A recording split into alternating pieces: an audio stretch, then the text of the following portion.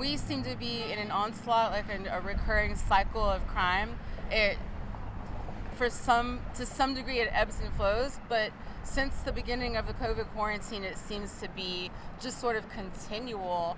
There are some weekends where you'll see that there are gunshots pinpointed all over the city, and not just at times that we would consider witching hours where you expect that crime occurs.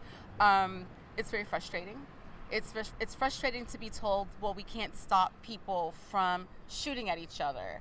But if there are not consequences that are harsh enough that people think twice about what they're doing, if we're not also looking at mental health, if we're not actually coming together as a community and saying that this is not the kind of community we want to be, that we do care about our neighbors, and that we do want a safe environment for children to grow up in, we're going to continue to see this onslaught. Our police officers need support. They are still critically understaffed. That's only a part of it, though. We just have to come together to do better than we're doing now. And an innocent child was, hurt in this situation. What do you have to say about that? Over this weekend, the most devastating thing that happens ever, I'm sorry, let me start over. The most devastating thing that ever happens is when children are caught up in gun violence that started elsewhere. Stray bullets have been an issue across this community. We hear regularly about families where children are hiding in bathtubs at night because they fear bullets coming through windows.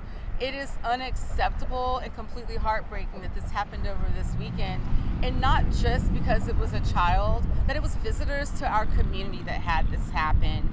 And mistakes happen, but the mistake was pulling the gun out in the first place. I've seen some social media conversation about a video of the perpetrator being so sad. He should have been able to use his words to settle his dispute instead of reaching for a gun in the first place. And that is the issue that we have in this community. We have got to deal with conflict resolution better as a community than to automatically think that violence is the answer. And people in the neighborhood, we spoke to one guy, and he's just asking for people to just patrol a little bit more. To patrol more?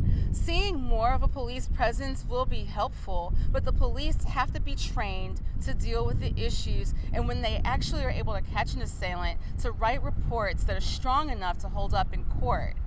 What I would like to know is what sort of data we have that proves that narrative, if it's a narrative that's true.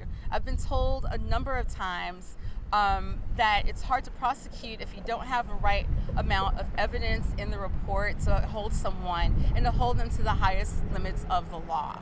We've got to do better on all accounts, but our police right now are spread thin. They are stretched to their capacity, and they need the support. Over several months ago, I suggested a raise that would give us a competitive rate of pay, but it meant that we'd have to sacrifice some officers. My colleagues weren't interested in that. We did a 6% raise, actually 4% plus a 2% that is a longevity. It's not enough.